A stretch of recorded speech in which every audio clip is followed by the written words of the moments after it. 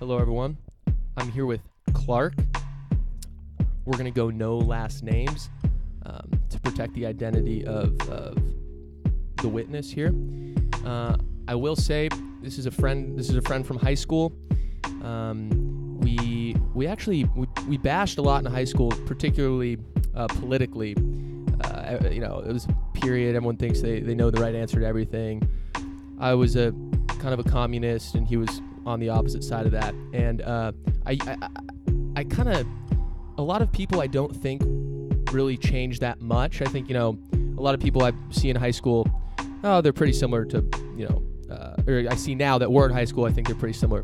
This guy is different. This guy is one of those guys that has actually changed, particularly politically, but also in several other ways. But that is kind of he's my go-to example when I talk about the idea of people changing. I say, well, I have this one guy that I know. His name's Clark. I never use the last name even when I talk about you behind your back. It's always just Clark.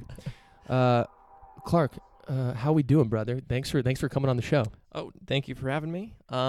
Doing pretty good. This is the first day I've had off in quite a long time. Damn. How long? It's been a couple months at least. Whoa. Okay. Right on. So it's your day off. We got the TV on. What are we watching right now besides a commercial? We are watching a live-action Planet of the Apes TV show. The only one. It's not to be confused with the cartoon version of Planet of the Apes. Okay, Planet of the Apes, and this was filmed when? Because it looks atrocious. This is 70s, 74. 74. Okay, he's got the more info up. So, people, I don't want you to think that we are multitasking right now, or we are. We're not. Well, yeah, you're right. Fine, we are, but Clark, we're in his den. We're in the den right now, and he will often, almost every time I'm over, he'll have something on in the background, a TV show, a movie, and he calls it jazz.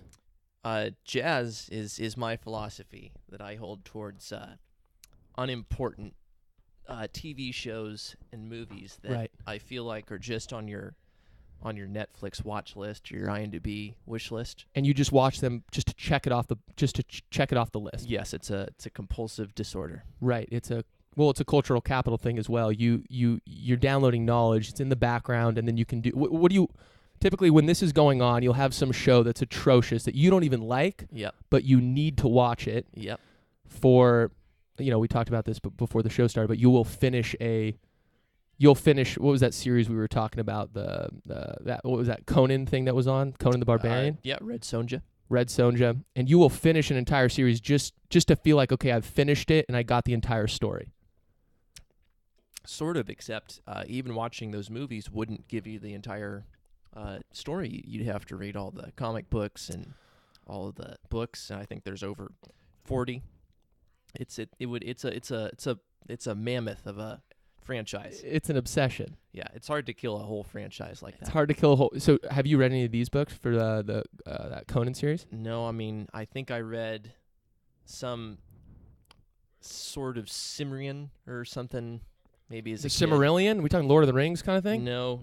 Lord of the Rings is also a pretty fucking hard universe to kill. Right. So when you say kill a universe, you mean every single thing written about this universe. Absorb every piece of media from that franchise. From the backstage interviews of Orlando Bloom. No. Okay. I should be more specific. No one really cares what Orlando Bloom felt while wearing a wig and.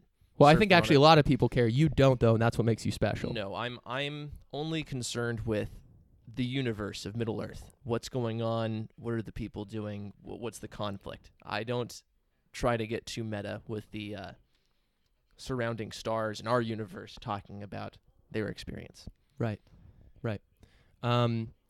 So does that make me sound like a jerk? Do I sound pretentious? No, you don't sound like a jerk. You sound like someone that's interested in the story and not the other bullshit along with it. I've always been more focused on the story, never the angles or the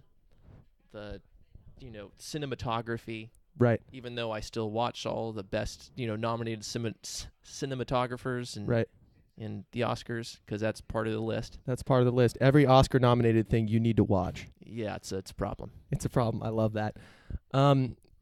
On this topic, Star Wars recently, Disney bought him for what, $1 billion, bought it from LucasArts or Lucasfilm, whatever the hell it is, for however many billions of dollars. Right. And you've talked about this before, but they basically took that universe, deleted it, You're right. and started from scratch. Can you talk a little bit about that? Well, I was in the Galapagos at the time. Where were you when they deleted the Star Wars canon? You were in the Galapagos. I was in the Galapagos. Okay. The moment, they now call it the Legends universe, and now there's a new canon. Are you familiar with the word canon? Canon, explain it. It started as, you'd refer to certain Old Testament books as canon to your religion or something. CANON. Right. This is beginning level nerd speak for the uninitiated. Right. And well, as soon as Disney bought the Lucasfilms, they realized that all the books that were published, in the time after Return of the Jedi, after the fall of Palpatine and the destruction of the second Death Star, of course, and they wanted to start a new movie franchise. And you can't have that if Chewbacca dies fighting some extragalactic threat or... So Chewbacca died, was that in a...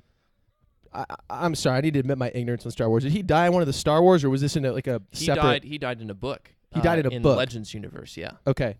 And these are officially commissioned writers, or could this just be fan fiction? Well, no, it was... it's a lot better than fan fiction. It's a lot better than fan fiction. Yeah, in fact, the LucasArts storyboard it still is very, very particular about what they let into the canon. Right. And they sort of oversee everything. But Star Wars is famous in the novels for having competing writers that would shit on each other in each other's novels. Damn. And then could they both...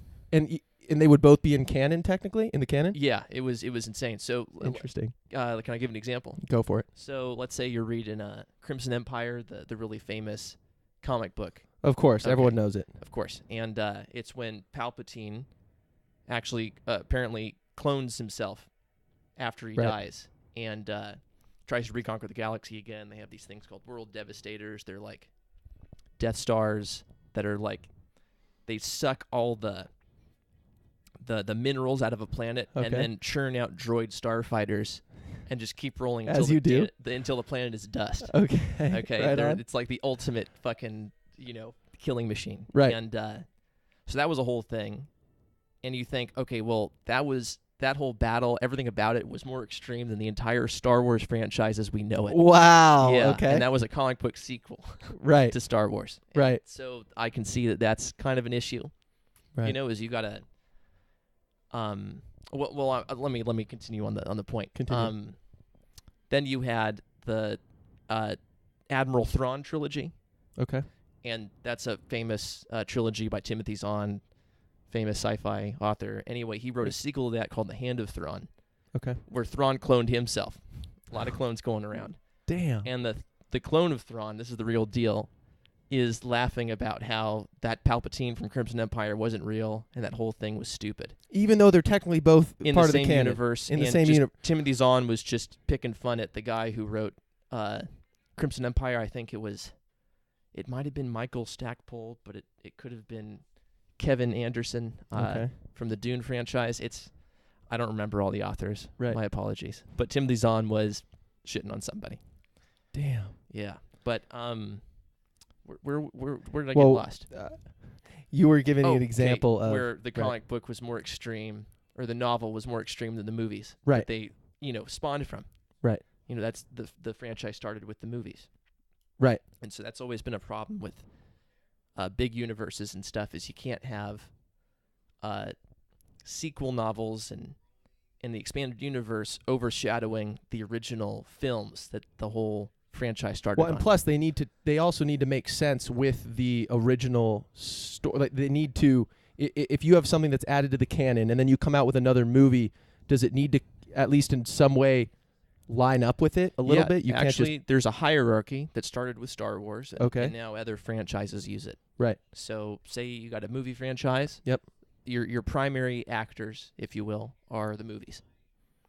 Right. You might have promotional tie-in comics. usually, let me just try to. I can't really make gestures on your audio, but yeah. You got movies at the top of the pyramid. Okay, got you it. Got maybe tie-in novels below that. You got video games below that. You got comics at the bottom. Comics are below video games? I think in terms of canon, yeah. Wow, it's better interesting. It's better than having like, did you ever play Force Unleashed? No, I'm ignorant. Okay, it's the most insane. There's this mega Jedi who existed during A New Hope, and he was bringing down Death Stars with his mind, and Star Destroyers. Star Destroyers. Yeah, and you're just like, wait, what? Like, right? Where was this guy? right. We could have used him. Yeah, and then he gets cloned for a sequel to that, and he brings down even more Star Destroyers, and he fights a mega Rancor, and it was thoroughly insane and didn't really keep with the universe. Right. And of course, someone else in the canon shat on his clone because that clone's not real, and then they just twisted off each other. Exactly. Geez. So that thanks for giving us a little taste of that. So I think a lot of people. I mean, I certainly didn't know this whole. I mean, I certainly didn't know about Star Wars, but I didn't know in general that. Okay, you have the movies, but then you have also all this other stuff that is still in the same universe, and they still respect each other, which I think is just. I think is fascinating. And right now, Clark is fast forwarding through a commercial. He was just telling me he's got this quick mechanism. He knows the length of the commercials. And you said BET has the longest commercials? BET is the worst offender. Is the worst offender? Yeah, but how long are their commercials? Over 4 minutes? No, I think it's over 5. Over 5. Okay, so it's usually 8 clicks for 4 minutes because each click is 30 seconds. They can turn a 90-minute movie into 3 hours of block time on pure gold. Yeah. Well, mostly trash, but so I just want to explain what Clark does with this TV. He's got the remote. It's It's Tom Cruise in Minority Report. This guy just blitzing everything. I mean, he's got all these recordings. He's like, "Oh, what do you want to watch? Oh, let's watch this. Watch this." This is that's how he does it, and it's honestly a treat. Every time we come over, I sit down, he puts on some jazz, and then we'll start talking. We'll leave it in the background, and he'll just be absorbing me, absorbing the TV. He'll just be we got closed captioning on right now, so even now he's downloading canon to his brain as he spits fire on this right now, which I just love. Well, yeah, in a criticism that I get a lot, and a lot of people who speed read or what have you, right? Get is, can you retain it? Can you retain it? And can you? Well, short answer, absolutely not. I have no idea what's going on. Yes. Right now. Okay. But, wow. But as long as, let's say you're watching a really bad Bruce Willis movie, i.e. most Bruce Willis movies. Damn. Okay. And you're not really watching because he's just saving a child from some bad government agents or something like that. Right. But if you see that throat rip, you're getting the experience. That's right. And I feel like a lot of movies are made unnaturally long, longer than they should be. Right. Because that justifies the ticket price. Damn. And it's funny how all movies seem to be at least 90 minutes. Right. Even though most of them shouldn't be. Damn. And, directors will tell you that they need to be longer. Peter Jackson should be an exception to people that you need to give more minutes to. Right. What about Quentin Tarantino? You give him. I would give him my entire day. I'd give him an 8-hour movie. Okay, right. I would clear the calendar. I would clear the calendar for that, man. And you would not call that jazz. Never. Quentin Tarantino never. Quentin Tarantino's not jazz. We're gonna sit down. We're gonna put the phone on vibrate because you don't believe in complete silence. You always exactly. But we are gonna sit down. We're gonna actually watch it. That's the highest compliment I think Clark can give to a director, to a whether or not something deserves your full focus. Yeah, absolutely. Yeah, try telling that to any artist ever. Jeez. Yeah. Damn. Yep. Okay. Yeah. I'm glad we got to riff on that because I think that's one of the. No, it's the times we live in. We're being bombarded by too much content. Whoa, the times we live in. Dude, hold on. The date today is the 18th, right? Saturday, November 18th, 2017. All right. 1:21 p.m. Pacific time. Yeah, for you. We're in Sherman Oaks, California, the heart of the valley. Right. And for you folks listening to this in the far future. Right. Okay. I want you to know that yesterday Okay. Battlefront 2, The Punisher, and Mudbound came out in the same day. First of all, 3 things no one's ever heard of. Wait, what are the? I know I've heard of Battlefront. Yeah. Okay, Punisher. Okay, first of all, I've heard of all the. What was the last one though? I haven't heard of that. Mudbound. It's probably going to be an Oscar contender. Wait, are these movies or video games?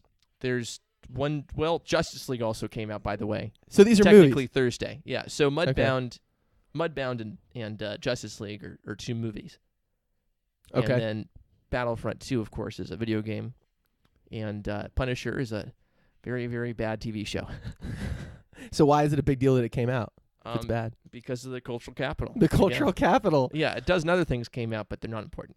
Damn. How do you determine what's important and what's not? Because obviously your kind of barometer isn't is this good or not? Because you've watched plenty of trash. It is warped. I mean, I've not spent any time watching Jersey Shore Right. or reality TV. Right.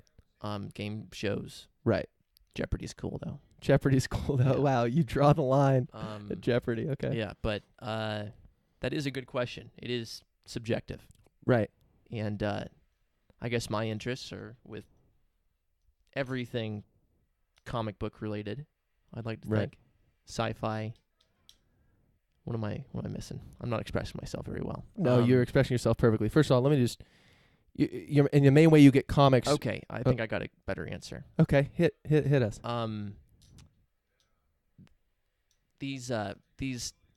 This media is as important to me as it is to everybody else. If that makes any sense. Okay. I wouldn't watch it if I didn't hear anything about it from other people. Well, that goes into the cultural capital aspect, right? Because the idea is that you can bring this stuff up in conversation. Except sometimes I don't even want to. Say that you don't like Stranger Things 2. Yeah, you're liable to get shot. This is a. Wait, have you watched that? Yes, of course. Okay, so. But I mean, I didn't mind it. I just think it's maybe like a bit overrated. Yeah. So I watched the first season. I thought it was a decent show. More decent than most shows. Decent show, but not enough for me to rally for season 2. And partly, let me just blame you a little bit for this. All right. And we spoke a little bit about this, so I know you can prepare for this question. No. I know you don't want this. This is going to come back to bite you in 30 years. So there's a big part of Stranger Things, child actors, which I used to not have a problem with. And then Clark said, has given me a couple spiels on child actors are rough. You just can't take them seriously. They don't know what they're doing. And that has completely ruined my perspective of movies or shows with child actors. I just think of Clark in my head. But you've changed your opinion on that? Well, I want to say that I started off kind of in the golden age. We're watching The Goonies. Well, Home Alone, first of all.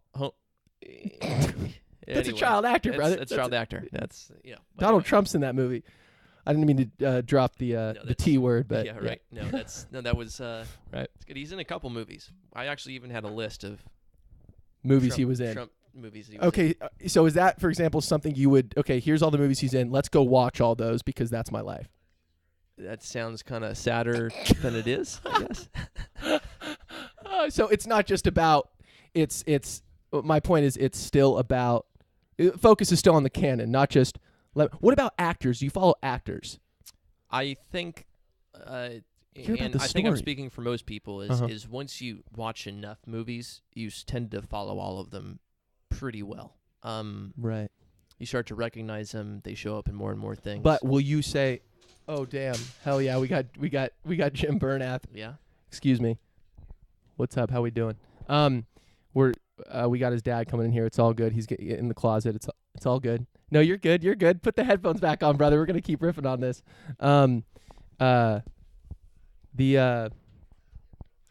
Yeah. So you won't follow a specific actor. For example, Tom Cruise. You won't say Tom Cruise is a good actor. I'm gonna go watch all his movies. For example, that doesn't interest you. I might. It's just that the things he shows up in already are these high-budget blockbusters that you pretty much need to see. Right. In most cases. Right, for the cultural capital. Until after you've seen it. Right. In most cases. Okay, you're doing so. You're gonna go close the door. What are you gonna do? Here, careful with the headphones, brother. Yep. You're good. You're good. Cool. Well, yeah. That was. I'm glad we got the download because I think when I think of you, Clark, I'm like, damn. your view on content and cultural capital, I think, is it's a problem, and it's an aberration. It's a problem. It's an aberration. Yeah, but I think it's fascinating.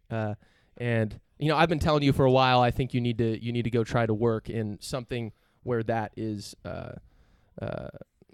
utilized. And I think you'll get there one day. But you have so much. It's crazy how much knowledge you have on these different things. And it's a wonder to behold. You'll just start riffing on something, and I'll just start. I'll just listen to it. My eyes will roll back in my head, and before I know it, you've given me the download on every single Chewbacca death in the entire canon. Although there's only one if it's the true canon, but then there's legends. Right, then there's legends. So the legends aren't part of the canon. Yeah. No. Right. They're called legends. Star Wars is they're the people who came up with an expanded universe and a whole multimedia franchise. So they really started, as far as I know. And right. I could say that, there's the Three Musketeers, right? Right. You got 4 or 5 sequels to it. By the way, there are 4 or 5 sequels to The Three Musketeers. Right. Written by Alexander Dumas. And then you got movies, TV shows, right, yada, yada, yada, coming out after the fact. Right on. And that's not necessarily a canon, Right. Obviously, the Mouseketeers aren't set. What about the candy bar? Does that factor in at all to the canon? The candy bar. Three Musketeers. No. Okay, sorry about that. We'll edit that out. But we should always try to, eat things and see how they taste. Jeez. Okay. Well, so hold on. We actually went on a sidetrack because you said originally the amount of content. You said something about the amount of content in the world that's coming out right now. That's when we brought up the date yesterday. I think you said these 3 different things came out. This puts a lot of pressure. This weighs on you, I feel like. In the back of my mind during a work day, yeah. Right. You're like, I'm at work. I'm not able to download this knowledge, this canon, this universe, and that weighs on you. I don't know if it weighs on me. Right. Right. It comes to the top of my to-do list. Right. Absolutely. Okay, I'm sure more of this stuff will come up, but I want to ask more about, and this is kind of how I led off. I'm curious to know more about politically in high school. I think it's funny. This is when I felt the most strongly about politics, when I knew, and that's when I knew the absolute least. I think that's probably true with a lot of people. Go ahead. No, well, politics is the most important thing, I think, in any discussion, any sort of intellect or whatever. Everything else is distracting. Okay. Maybe minus personal relationships. Right. Okay. Like so interesting. So I'm just going to connect these 2 things. Go for it. I hope that Hollywood just implodes on itself. Whoa! And if that's able to happen, right, I'll be able to catch up on my watch list. Yes. And I'll be able to read more important things like philosophy and become a learned man. Interesting. So yeah, I'm being distracted by Netflix binging. Right. Netflix binging is impeding me. Netflix binging and Planet of the Apes from reaching enlightenment. Yeah, right. If only Hollywood well, you might get your wish, brother. Some of the with the Weinstein stuff, Spacey going down it's just the House of Cards is no pun intended kind of coming down a little bit. The money's not leaving. The money's not leaving. No, but as soon as you realize you can't make money off a film anymore. Right. By the way, you can't. I mean, the actors can, but everybody else is starting to realize how these gatekeepers. Right. Right. The returns. How many blockbuster duds did we have last year? I'm gonna go with nearly all of them. I don't know if I've told you this. I've pretty much declared bankruptcy on movies. How do you? What is that? How do you figure? Well, I think a lot of them, everything's a rehash. They all just feel the same. I mean, okay, let me ask you this. Superhero movies, I love how we were trying to transition and we go right back to movies. Yes. No, but I love that because it's natural and that's how you operate. Yeah. Superhero movies, for example, you just recommended the new Thor. Oh, I think it might have been the greatest Marvel movie yet. Right. So my issue, superhero movies, Wonder Woman was the last one I saw, which I thought was okay. They just all. I thought it was terrible, but everybody else loved it. Right. But well, I'd say that it's about time, fellas. It's about time that we had a female superheroine. Absolutely. I just think a lot of them feel the same to me. Do you not get that vibe? Yeah, they're all formulaic. They're all I suppose. formulaic, but that's not an ultimate. Yeah, but aren't all movies formulaic? Aren't all video Okay. games, all first-person shooters, all certain genres, Right. all mystery novels? Aren't Right. they all? I don't know. I don't Yeah, have a to an extent. Yeah, repetition is fine, but as long as it's fresh in your face. repetition is fine as long as it's fresh. Does that sentence make any sense? I guess I just thought about it a little bit more. No, it does no, not. first of all, I get But- what you're saying. I'm giving you a hard time. Yeah. No, I mean, Right. I've been talking about Captain America until the next Thor movie comes out. I'll be talking about Thor until Infinity War comes out. I'll Right. be talking about Infinity War until they reboot the whole franchise with Avengers 1. And if only Hollywood imploded on itself, you would reach Nirvana through reading learned. No, the bubble will just keep getting bigger and bigger and bigger, and it'll be impossible for someone like me to absorb all the aspects. Put it this way: what if you were born today? Let's say you're born 2017. What would that? Would you need to catch up on all this stuff by the time you were cognizant of? Oh, look at all this content. I'm 10 years old. I need to. Would that you at 10 years old? Would you even survive? No, that's a good question. Right. Would I even encounter Star Wars if there's so many great cartoons on Nickelodeon? Well, hold on. Let's relax. You're watching Planet of the Apes live action bullshit 70s. From the 70s. Yeah. You're going to tell me Star Wars wouldn't make the list if Well, if you're asking me if I'm a kid born right now, right. No, when I grew up, maybe Stranger Things season 9, reboots the franchise and everything's going Oh my beautiful, God, my nightmare. and that's my favorite. Right. And the Star Wars doesn't look very good. It's also from the 70s, like the show, Right. and it kind of And it's just hurts jazz. my eyes to watch. It's just jazz. Yeah, and it's not that important. Wow. That's what I think my view would be if I was born right. today. It's just Star Wars would be relegated to jazz. Yeah, that's what happens to older movies. I mean, just TCM, What's that mean? Turner Classic Movies. Right. It's a channel. It's 2 channels away from AMC. Okay, first of all, I need to pee. We're going to keep talking. You're going to talk. I'm going to go to the bathroom. I'll be able to hear you. Tell me about TCM. TCM, Turner Classic Movies. They play all the classic movies, all the old Universal stuff, all the old Shakespearean stuff, every old movie, every Alfred Hitchcock movie, everything. And I try to, but some of them are terribly, awful. Some of them are just awful. I feel like actors back then just kind of generally sucked at their job. We didn't have any Daniel Day-Lewis's in the 1950s. Everybody says, maybe like, Right. yeah, Humphrey Bogart's like the greatest actor ever, right? Except sure, like he did a couple good movies, but what? He's an actor, like. See, I don't even. I know the name. When was he alive? Humphrey Bogart? Yeah, I'm ignorant, dude. I don't. I think 60s. Casablanca. I know I'm getting this year wrong. I think that was Just say it. We'll quote you on That it. was like 43, 1943.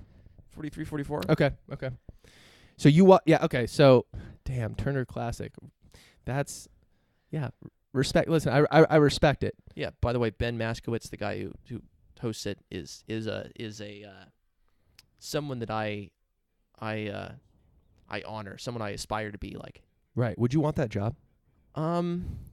Well, I don't know if I'm, even this is a little bit uncomfortable for me. Oh, I don't know if I'd be good in front of a camera. Please, you're doing great, brother. But you're doing great. Yeah, if you could, If you could drink a lot on set, you'd be fine. Yeah, he doesn't do that. I don't think. But Well, not when they're recording. no. But I mean, just the way he intimately knows all the actors and all the roles and all Right. the films that he's showing. Right. That's really impressive. Right. So I love it. We just had a Shaq commercial with the General Insurance. That was rough. My goodness. My goodness. I don't know what's worse, the Shaq and the General Insurance or this Planet of the Apes live action thing. Oh, it's pretty bad. It's pretty bad, yeah. So again, we went right back to movies. I'm going to try to do this one more time. Politically, we would butt heads a lot. I remember at lunch and stuff like that.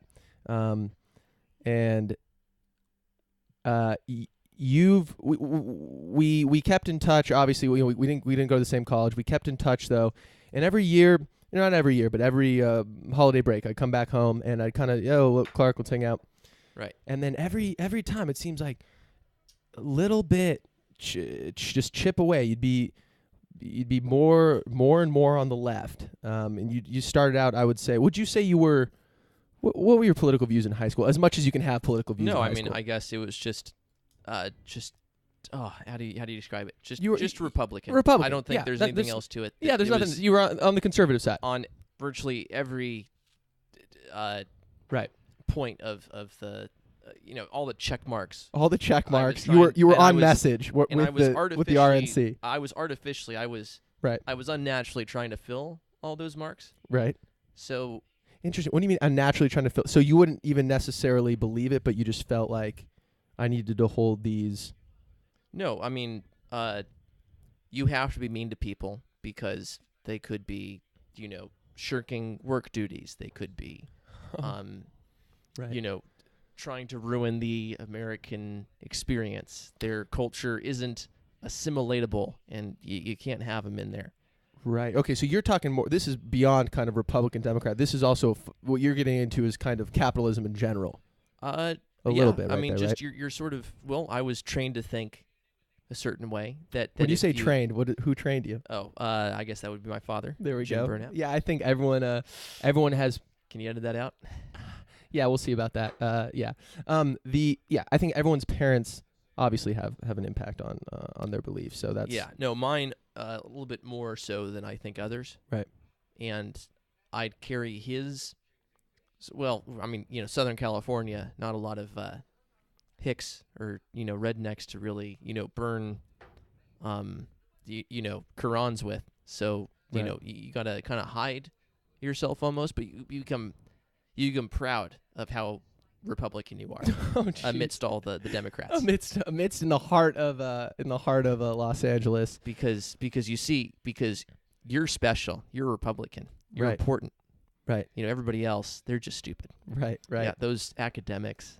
Those poets, right. Virtually every person, every artist, everything that doesn't have to do with a CMA, they're all what do you stupid. CMA?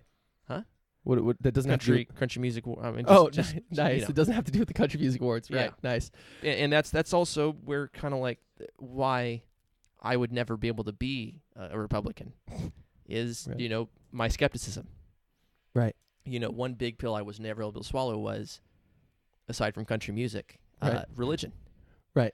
And that was like a really big problem. And I guess I floated to Dungeons and Dragons, Forgotten Realms novels, fantasy. That was your Old Testament. That was your canon. Well, literally. I remember. Hold on, before you get to that, I want to share an anecdote. No. Okay, you want to finish? No, you go, because you're about to riff on anecdote something. Go first, sir. Go. Okay, anecdote first, but don't forget about do you need to write it down? No, I got it. Okay, you got it. So we're gonna come right back to it. One time, we went to a private Catholic school, and you'd have mass once a month. One time, we had mass, and you walked home. I did. You did. And I encountered my economics professor. Professor. Yeah. Yes. Right. Yeah. I don't. Well, we don't need to say her name, but no, she was great. She was She was great. I had her too. But she saw you, and then you walked home, and then nothing happened. No, the next day she asked me, "Where were you at mass?" And I said I walked home, and she didn't even. I think she would have given me attention if I had lied to her. I love that. Yeah, she didn't give me anything though. She kept silent. She respected the game, dude. I guess anyway. Right. So you're now go to your point. Before the anecdote, pre-anecdote was how the predictote. You were saying that maybe fantasy was part of my religion. Right. Literally. Right. I remember going to church down at St. Francis or whatever, right. And just Jesus Christ just dying on that cross. That's not a hero I want to read about. I want to read about the dark elf Drizzt Do'Urden. Totally. Fighting vampires and demons and right. all sorts of stuff. And so I remember I was reading a lot of Warhammer. It's a disgusting franchise that everybody should stay away from. But you talk about these things like they're drugs. Yeah, no, it's terrible. Right. Yeah. Right. Yeah. Yeah. Good thing I don't do actual drugs. Or right. else, we'd have a problem. Right. But Warhammer's a drug. Stay away from it. Right. Okay. Folks. Yeah. Keep your children away. Hell of a drug. Yeah. So I remember asking my mom if it was okay if I worshipped Sigmar, the god of the hammer god, the hammer god of humanity, in church, and everybody's like, "Excuse me, like what the fuck? Like you can't." Wait, you asked your mom this? Well, I remember asking my mom. She's just like, "Okay, well, my kid's fucked up, whatever." And I just realized, like, no, you're not allowed to do that. And I remember any sort of role playing game, video game or otherwise, I'd always be a paladin. I'd always be a priest, right? A cleric, right? Because you play World of Warcraft. Yeah, Warcraft. Yeah. Well, World of Warcraft is different than Warcraft, though, right? No, I mean, you mean the games? We don't need to get into technicalities. Okay, yeah. So of you course were there's the Warcraft. You were a total series. neckbeard. Call it what it is. Right. Well, okay. no, I didn't grow hair. Right at that point, you couldn't grow. I just want to put on the record, I've never had a neck beard, ever. That is on record, and I will quote you on that. Yeah. Okay. Okay. So you. Okay. Go ahead. Oh no, you first. No, I was just gonna consult your notes. No, I was gonna ask about kind of how this transition started. In terms of we were just talking about faith and stuff, and how that was a pill I wasn't able to swallow. Right. And that's already sort of so you view kind of being on the right.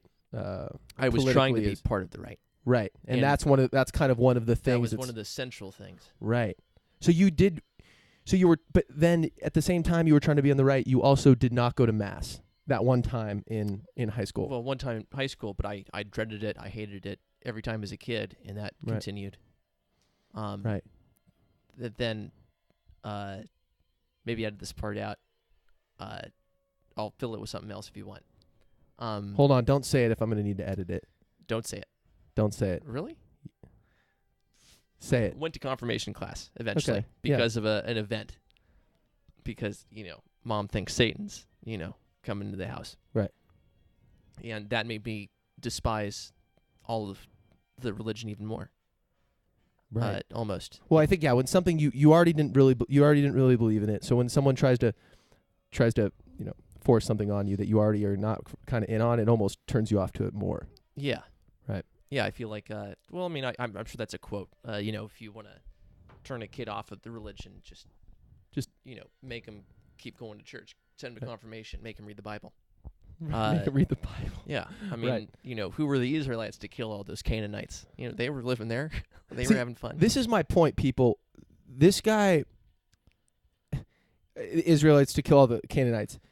He talks about worshiping elves and stuff like that. And but Sigmar. Sigmar. Well, my point is, you actually know, I think, more than a lot of people about religion. I mean, not even just your private Catholic school education, but you also read this stuff outside of that, which I think is very interesting, because I think you'd think you know more about the Bible than I think a lot of Christian people. And I still haven't finished the whole thing. And you still haven't finished the whole thing. But you're even... That's embarrassing, by the way. It's embarrassing. I should that's... Right. It's, what do you call it? Unforgivable. I shouldn't be talking about anything until I've finished it. Right. Because that last line in Revelations is really going to cinch everything together. Oh, jeez. Yeah. Right.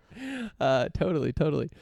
So you get to college, and that's when I feel. Is that when you feel the transition really started to happen, or no? In fact, I'm just gonna try to brick wall you. Okay, go for it. It's done. I think I was born Marxist.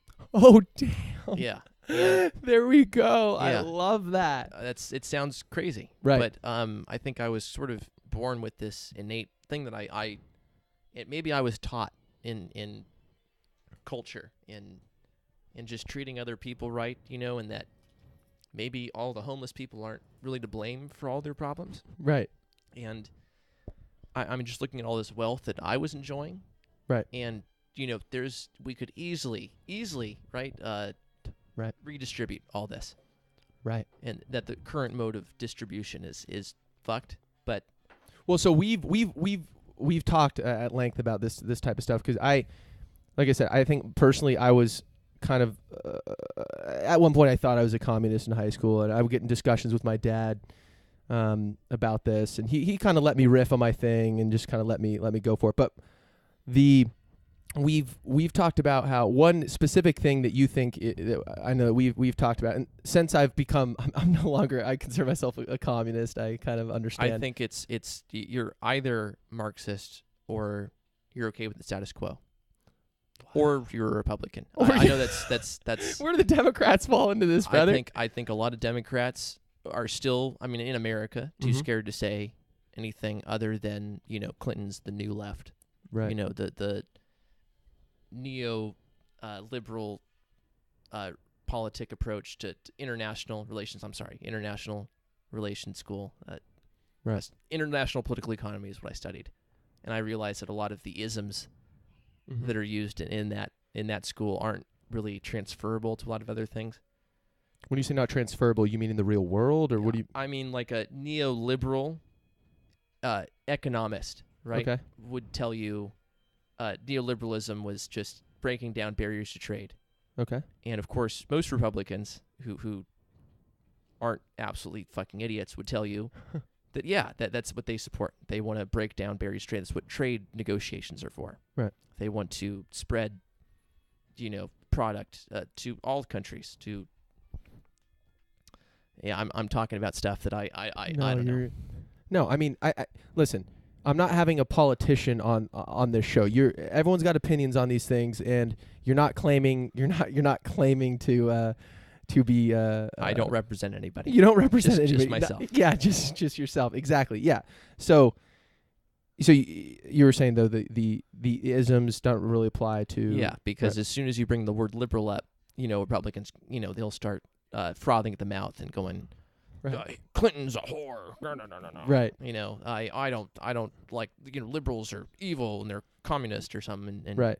Well, do you think that also happens on the left as well? Like when people on the left, I think it goes both ways, right? I think Republicans do that, and I think Democrats also do that. No, or do you feel it's of course? More, there's no, right. Obviously recent allegations have come up that a lot of the abuses are bipartisan.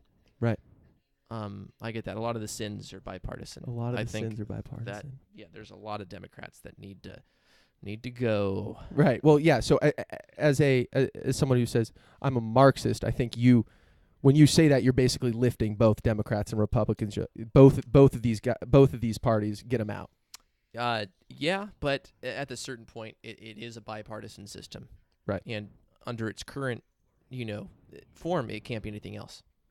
Third parties only take away votes from those other two. Right. So, yeah, fuck you, Avery Johnson. Avery Johnson. I thought who was the third?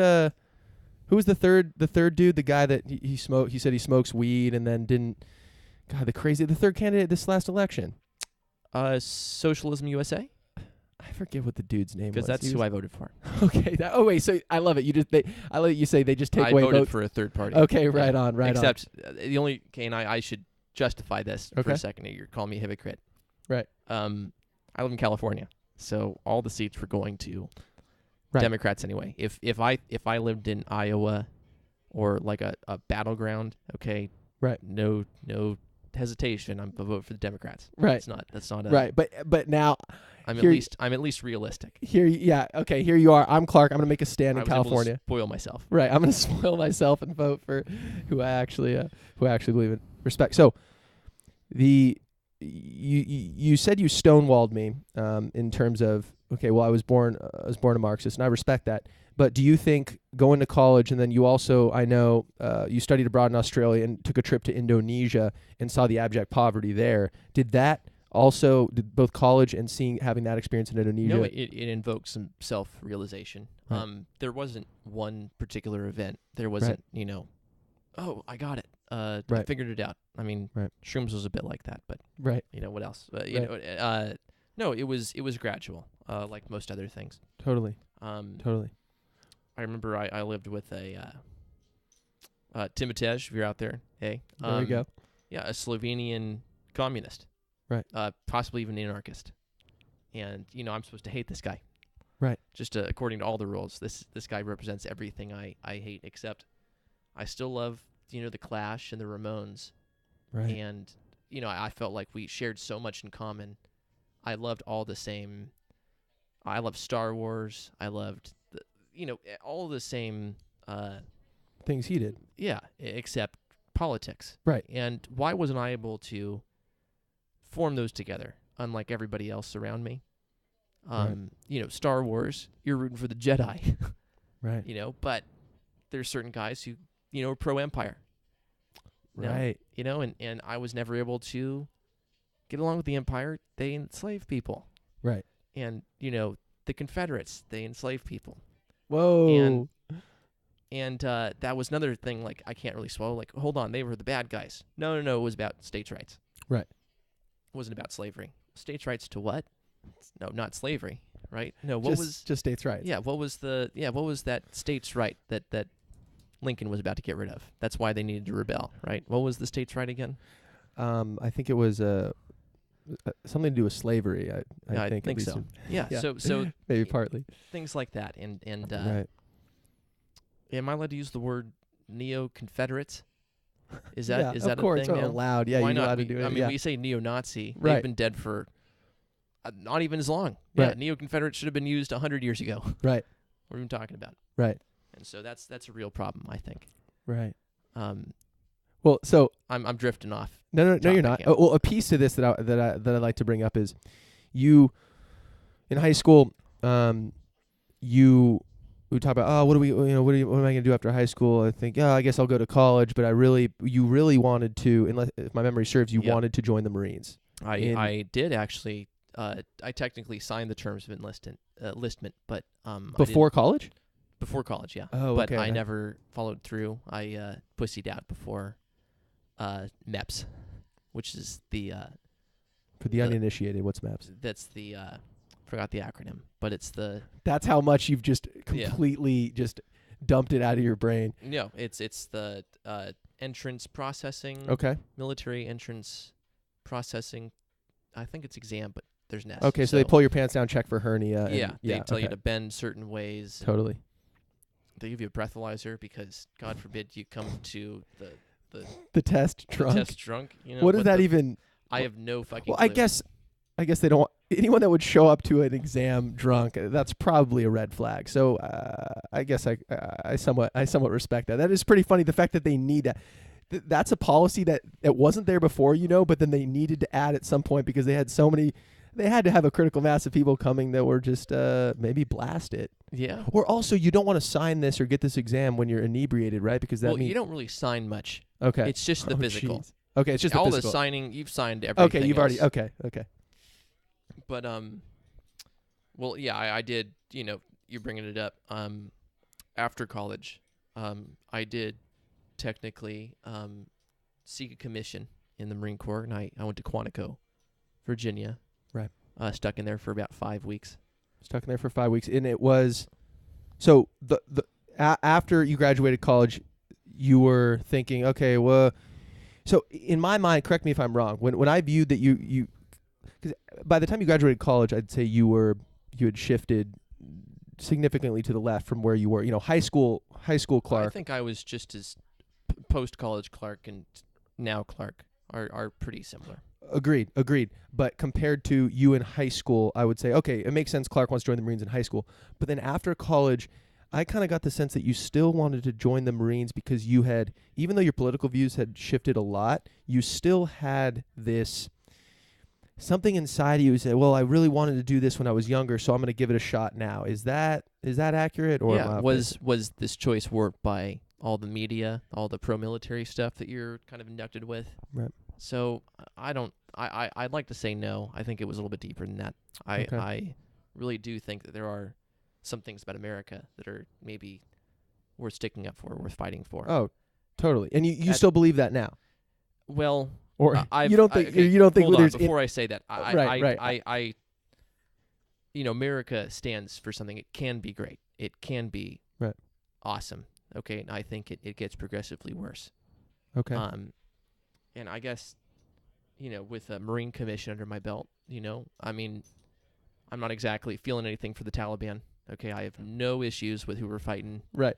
I support that all the way. But I think that would be a good jumping off point. And I was intending to do the reserves. Got it. So you were never intending to actually do the full Monty. Do the full Monty. Become a major or something crazy. Right. Okay. So Tell me, can you talk a little bit about your experience with going through the, and it's a 10-week program. Is that what it is? It is 10 weeks. Okay. The first week isn't really much of anything. It's they actually you don't even meet the drill instructors until like day 6 or 7. Okay. And that's when the training starts. I think you do a couple. Oh man, what do they call it? I'm forgetting all my acronyms. I apologize. No, please. Anyway. No, you have to do 100 sit-ups, which is what anybody can do. The fattest kid in the whole thing can do that. That's not a problem. Right. The 20 pull-ups is the max score you can get on the physical. Okay. So after that, do they let the hardos keep going, or do they cut you off at 20? Hardos can keep going. Hardos can keep going, but okay. No, they don't really have any. They have pretty. I'll say one thing about the Marine Corps: they don't take any bullshit. They don't take. Well, hold on. Something interesting though that I remember you talking about was when you first got there, they shaved your head, right? Correct. So actually, it was day 4. Oh, I day was 4. There for 4 days. Okay, 4 days. So with more hair than anybody else, it was embarrassing.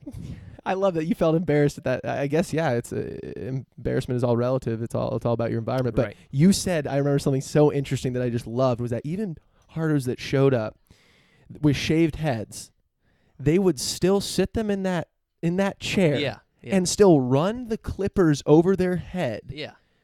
And even if it didn't cut anything. Okay, well, that's not exactly true. Okay, even if you shave the day before you shipped out. Right. Okay. There's still some growth. You would get a haircut every Wednesday. That same clipper just going. Was it just? Is it shorter on the sides and longer on top, or it's just everything's gone? There's some style to it. You're pretty much bald. Okay. You don't really have any choices. Okay. I think you get choices when you're in there. Of course, I didn't get that far. Right. Yeah, but of course, people have certain hairstyles. You're allowed to have mustaches. Right, but it's got to be a decent. You can't just. It's got to be kept. It's got to be kept, and if you just have some dirt on your upper lip, does that count? Oh yeah. So that you're allowed to do that? No, I'm sorry. So during for training where I was OCS, no, absolutely no.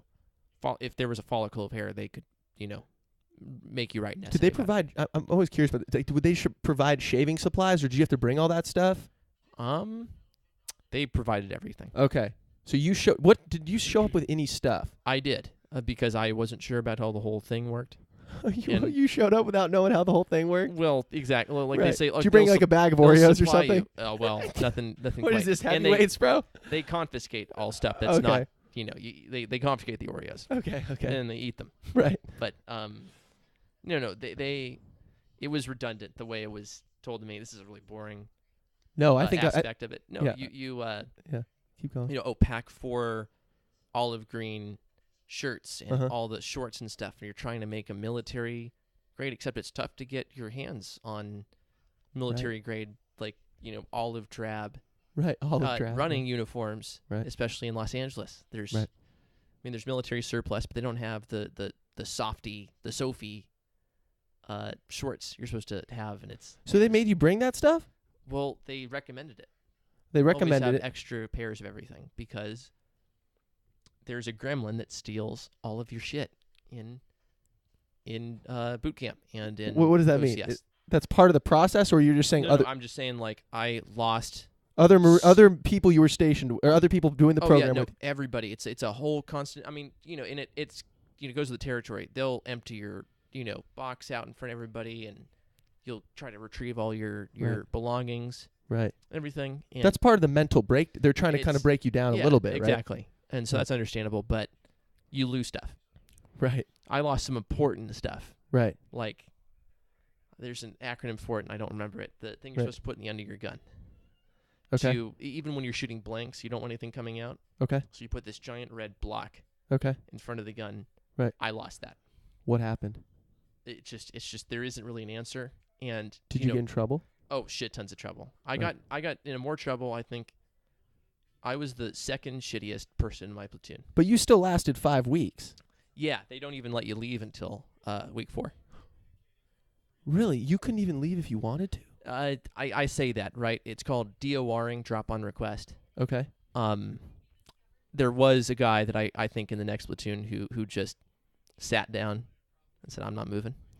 I don't wanna. Yeah, like week 2 or 3. Wow. Yeah, and that took a lot of guts. There's just That takes balls. eight gunnery sergeants just like yelling just at grilling him. this guy, just screaming like Wow. spit he's covered in He's spit. It's covered like in it's saliva. cocoon, and Wow. just what he just wouldn't budge, and of course he's gonna leave. He's not gonna technically, you'll face a court martial, like, yeah, because people go to prison Right. over dropping out of basic or something. Right. I think basic actually they do go to prison, but OCS no. OCS no. Okay. And they always made that distinction how much better you had it than the guys in basic, the enlisted guys. Right. In fact, the first thing they give you is a stool. Okay. This fold-up stool that you come out with and stuff, and First thing, meaning day one, they give this to you? yeah, day 1, Okay. and then they ask for it back at the end. But that was a funnier. Anyway, no, Well, hold on. What's the point of the stool? the stool. No, you just sit on it when they tell you to. Okay. And the idea is enlisted to sit on the ground. You get to sit in the stool because you're an officer, Right. and you get that courtesy. Oh, It was yeah. So this was OCS. So this was because you had was this because you had a college degree? So you were in a. Typically, you do need a college degree to apply. However, Got it. So basic training is a separate track Yeah, to enlisted. So to enlisted. there's Okay. only 3 places where Marines are made. I love that. Yeah. So you got Quantico, which is where I went for officer candidate Virginia. school. Okay. Officer meaning that you graduate as a second lieutenant. Okay. Then there are Parris Island. If you're born east of the Mississippi, you're shipped to Parris Island. That's in New Okay. York. I think. Doesn't matter. I should know where Parris Island is. Yeah, it's fine. Okay. You know, I think it's in New York. You know it's Parris Island, though. And then, west is, oh my God, I'm forgetting. San It's Diego. okay. Okay, San Diego. Okay. Yeah. And that's where the enlisted guys go if you're west of Mississippi. Got it. So you lasted 5 weeks. One of the things I remember, you had to write bad things about your, what would you call them? Your platoon mates? Yeah, that was peer review. Peer review. So you had about every single person?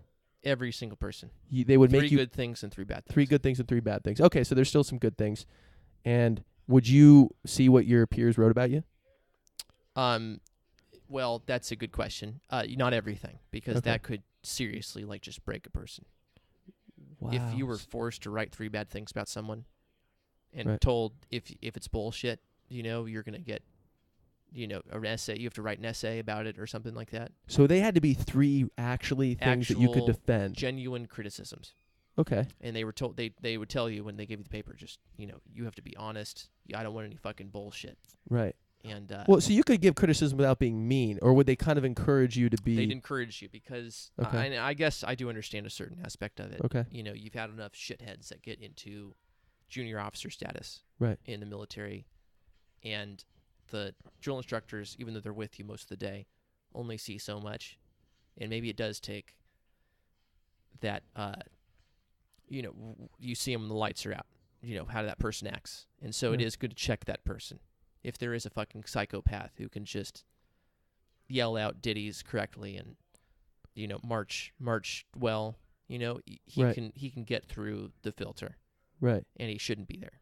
And so yeah, maybe there is a reason to talk shit about that person and report that person for being a shithead Right. like me. Right. Well, yeah, but you weren't one of those just complete cogs. You were. What was okay? So you mentioned you lost that stopper thing. What were some other things that you did that you just got completely shit on for?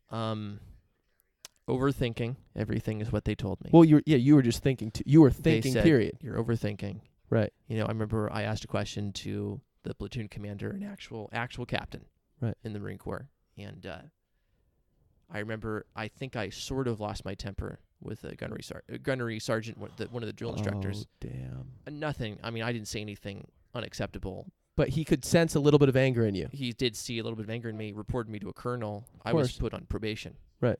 I was the one of only 2 guys in my entire platoon to be put Congrats. on probation. Congrats. Yeah. No, I mean, you'd think I was. You think I was like defying someone or something. And by This the way, is they a were, Marxist at OCS, is Yeah. what you're telling me. Yeah, you don't want to say that out loud. Yeah. The last Marxist that went through the Marine Corps was Lee Harvey Oswald. Whoa! I love it. Well, you're in a. I was gonna say good company, but No. yeah, no, right. You're in bad company. Yeah. There you go. So yeah, I definitely tried to keep that little bit silent stuff. In fact, the only guys I ever got around along with were the lawyers in there for the JAG. In there, what does that mean? The JAG. JAG. The JAG. Judge Advocates Corps. Okay, so they were going to be pencil pushers. Yeah, they were going in there to become lawyers. For Interesting, the Marine and Corps. they still had to go through. So some of the daily stuff, it was marching, running, no sleep. Yeah, and that's, physical that's, stuff. Yeah, to the Marine Corps' credit, they made those guys go through all the same hoops. Right. They did not get special attention. Right. Wow. And so you went 5 weeks, and there's a bell you ring or something, or what's the deal? How did you not eject? actually. That's the Navy SEAL sort of thing. Where you Okay, ring the so that's bell, my and ignorance. There we go. Okay, no, there's no actual bell. No. Okay, so what happened? Tell me about that day. Okay, well, I would keep telling myself, yeah, I'm fucking up, but I'm just gonna stick with it. Right. They call it actually going internal. Okay. Is when you start to question yourself and you get silent, and you just try to compose yourself. Right. And that's when you fail. As soon as you see someone going internal, you tell them to snap out of it. Just keep your head in the game. Don't think about anything. Just keep with it. And I was always internal since I was a kid. Right. And I've always been, okay, did I do that thing right? Right. And this is going back to maybe some insecurities or something like that. Okay. Nothing made no right, nothing trauma. made, Just the way I was. I would always did I talk to that girl? Did I say anything stupid? Right. Does she think I'm stupid? Right. And that's a sort of I guess anxiety. Sure. Okay. Yeah. So you were going internal. Yep. Because I was fucking up. I was getting terrible ratings by my fellow candidates. Your fellow countrymen. Yep. And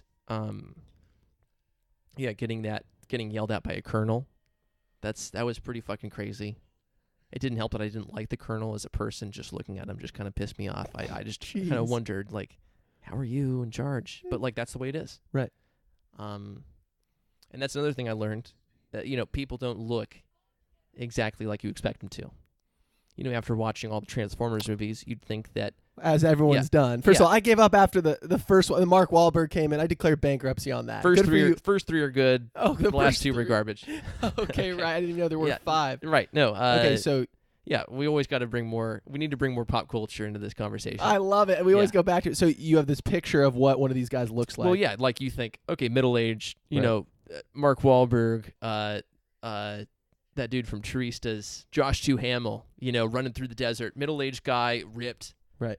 Shooting people with an assault rifle and stuff, right? And you meet the actual, and they're just people, a bunch of they are every shape and size. Every shape and size. There's some guys ragtag crew. Yeah, there's some guys who do look like that, and there's other guys that are like the skinniest people that weigh 90 pounds. You're wondering what's going on right here. Right. And these are some of the high up guys too. High up guys, down low guys. There are machine gunners who, are skinny, dweebish, almost, if you will. Right. And that's okay. Right. Actually, to the Marine Corps, to their credit, the fact that that's almost it sounds to me like if your mental game is there, if your brain is where it needs to be, you can be a skinny dude and still make your way up. Is that a fair assessment? Or no, but I'm saying this as I failed the whole thing, and I remember there was a document you sign, a test you take or something. Okay. And I remember a bunch of different papers you had would start with a reasonable person could, do all these things. Okay. A reasonable person. What does that mean? A reasonable. These documents just meaning everything they're asking you to do, a reasonable person can do this. Got it. Okay. Disassemble a rifle in however amount of time. Right. A reasonable person could do this. Right. It would kind of escalate in your head am I reasonable? but also what are they asking me to do right now? A reasonable person could pass this obstacle course in 3 minutes or something like that. Am I just maybe I'm not reasonable. Right. So there would be documents that say, okay, a reasonable person could, and if you couldn't then do that, you're saying that am I unreasonable? Am I unreasonable? Yeah. That word is so interesting. A reasonable person could do this. Yeah. What does that mean? that wording is some wow. Yeah, That is some willing mind. to bend? I Right. am. I'm obviously there. I'm ready to take shit from people. Right. And in fact, I've never been shy of taking orders or anything. It's just, for me personally, it was giving orders. Right. That was what broke me at the end, was becoming platoon commander. Candidate platoon commander, or however you say it. So what broke you was they gave you. I was in charge of 60 other guys, some of whom were. Would you guys switch off, or these were 60 other guys? You would switch off. Okay, so except I was week 3. Okay. And no one would listen to anything I said, even though I was in charge. I didn't know how to deliver orders. Right. I didn't know where we were headed. I didn't know what time chow was. I didn't know, Right. Anything. And, do I blame the platoon commander? Do I blame the captain that I disagreed with in the beginning? I should go back to that, though. I got on the radar. There's this thing called 5-paragraph order. That is something that I remember. Okay. And hold on. I'm trying to remember 5-paragraph order again. 5-paragraph order. It's okay. Take your time. It's an acronym, and there's 6 paragraphs. Don't worry about That's the Marine acronym Corps. so much. What was the basic? Towards the end, there's an administration and logistics paragraph. Okay. That's part of a paragraph. Right. And with it, it's I'm not explaining it very well. You're good. When you talk to anybody, Okay. whether it's, for telling someone to do something in a game of basketball, whether it's telling someone to go to the supermarket, whether it's, how to take an enemy hill Right. or an enemy position or something like that, Right. you talk in 5-paragraph order, which has 6 paragraphs. OSMIAC: orientation, situation, mission, execution, administration, logistics, and coordination. Right. Coordination and something else. Whatever. Right on. Doesn't matter. There you go. So that's the acronym. 6 paragraphs, by the way. Right. So that's the Marine Corps for you, because it's 5-paragraph order. Just stick with it. Right. All right. And administration logistics had this section about what you do with prisoners of war. Right. And Okay. I remember you talking and about this. you were given a sheet of paper. Right. And on that sheet of paper, you'd have, there'd be like a choice, almost like a multiple choice. Like, what do you want to do right now? Oh, none. Like, Right. no prisoners of war. Is that like Jolly Roger on your pirate ship? Is that like, what if they do surrender? What Right. if? And this is a civilian, who am I to ask these questions But of? this is, we've talked a little about this Geneva Convention level stuff right here. You are That's the first international yeah, law. Geneva Convention, Article 1. Article 1. Yeah. Take You gotta prisoners. Take prisoners. If this person surrenders, you have to take them as a prisoner. Yeah. And, sometimes I guess there are situations in which you can't. Okay. Say that you are a small force and you don't Right. have the transportation to take them back. Right. Or you can't tie them up well enough to ensure they, The safety. and it's this sort of similar thing that Marcus Luttrell encountered in Afghanistan. Who's Where- that? Marcus Luttrell, lone survivor, Oh, okay. comes across a bunch of shepherds, and He has to take them out. you got to take them out, or Or you don't. Right. They are innocent shepherds. Right. Except, as soon as they let them go, they went down to the village, told the Taliban where they were, and then they got killed. Everybody died. Right. A whole squadron. So it's a tough. Yeah, no, it's a tough decision. But Right. but at the same time, so I'm asking, it's never okay. This is my liberal, Forgotten Realms, Dungeons and Dragons paladin talking. Right. Who I'm not gonna kill someone who's surrendering. Right. But they tell you, despite any Geneva Conventions or any bullshit, Uh-huh. this is expeditionary warfare. We don't have time to take prisoners sometimes. Right. So I don't know. Is it justified? I would question myself, but asking that question out loud in front of the entire platoon. So you did ask that question. I did. And they gave you, wasn't it a specific example that the professor, or not the professor, what would you call him? The captain. The captain, right? Professor. Yeah, if you said that, you would have just gotten completely dismantled. That would have been terrible. So he gave you a situation. You said, well, aren't you supposed to? You're supposed to take prisoners. Is what you said in front of all these people. Is that legal? Is that legal? Yeah, I think is what I asked. Because And I could have said it a lot better. I could have said, Sure. but it's the nature of the whole thing. And how many You people are in the room? At least the 60. 60, and you 60. asked 60, right? 60, yeah. At Right. least, yeah. And what did he, and you said basically, is it legal, or however you worded it? Uh-huh. And what did he? You know, yeah, no, this is the Marine Corps. This is mobile maneuver warfare, expeditionary warfare. Got it. They got a lot of you're moving and you're moving. shooting, and And we don't have time to take prisoners. yeah, maybe you don't have the logistics to set that up. Right. Wow. So just asking that I think I did get on the radar. Right. And I was also, one of the worst people in the platoon. I should add that. There were other factors. One of the worst people in the platoon. Yeah. Right. That's Yeah. That's legendary. Yeah, it's just a funny thing to end on. I was the worst person. Man. I was the worst person in the platoon. No, that's actually legendary. Yeah, I no, love that. Yeah. No, there was a guy who stuttered a lot. He Okay. had it pretty bad. He had it pretty bad. Yeah. Did he make it 5 weeks? No. Yeah, he gave up the first day you could. Right. Actually, one more to wrap up. I'm curious about when you finally wrapping up. Yeah, dude, we're about. All right, just edit out some of the boring shit. No, let's keep talking. Let's I keep going love for a this. little bit. Okay, Oh come my on. God, We should talk about, because I feel like we spent a lot of time on right. stupid Marine Corps. No, dude, shit. the thing is, wow, you want to try to convert everyone into a Marxist right now? No, I don't need to do that. That's Right. going to happen anyway. Right. Whoa. Right. That's gonna happen anyway. Well, so the making the decision to finally say, okay, this isn't for me. How did you feel? How did you feel about that? You said, okay, I'm out. Did you feel, okay, I'm glad I gave this a shot and I kind of ruled this out, I'm going to go try something else in my life? Or was it very hard, or how did you feel about it? No, I still feel terrible about it. I know you're supposed to derive some sort of, you got a benefit out of this. This is a good Yeah. experience, yada, Right. yada, yada. Except, I could have done without it.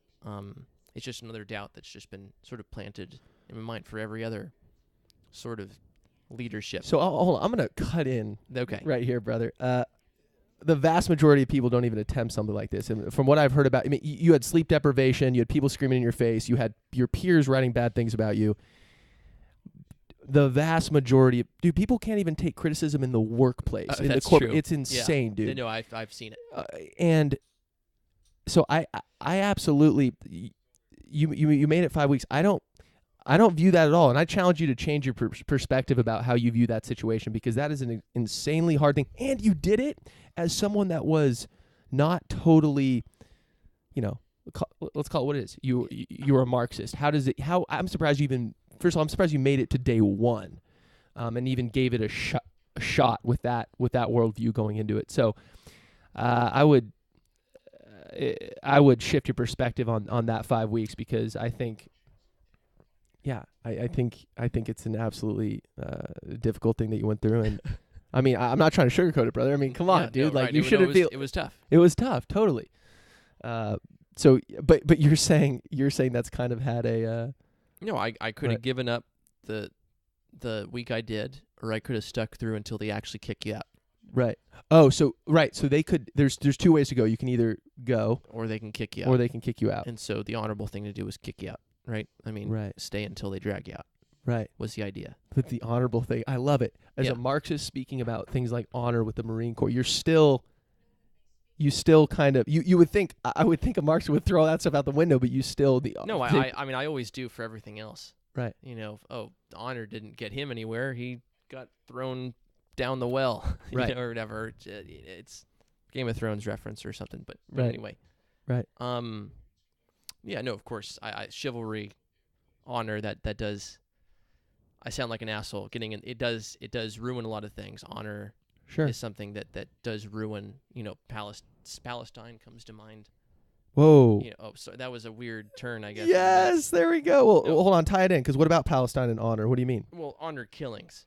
Oh, right. You might kill your sister because she slept with someone Right. out of wedlock. Totally. Yeah, that's stuff that's just so. Except it's the same way that we deal with it. It's just different.